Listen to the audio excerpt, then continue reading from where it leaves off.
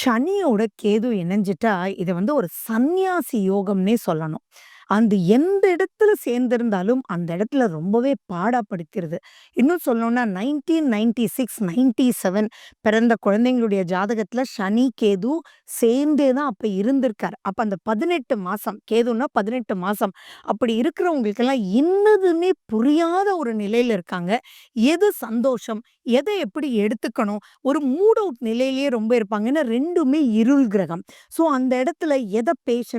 அவங்களுடைய வளர்ப்பு அப்படின்றதுல நாங்கலாம் ரொம்பவே சொல்லிக் குடுத்துட்டுருக்கோம். சனி, கேது சேர்ந்து இருந்ததுன்னா, நீங்க இப்படி அவங்கள கொண்டு வரணும் அப்படின்றது ரொம்ப கேர்ஃபுல்லா இல்ல அப்படின்னா, அவங்க யாருடனுமே ஒட்ட மாட்டாங்க. ஃபார் எக்ஸாம்பிள் ஸ்கூல்லயே பார்த்தீங்க அப்படின்னா, ஒரு தனி பெஞ்ச்ல உட்கார்ந்திருப்பாங்க.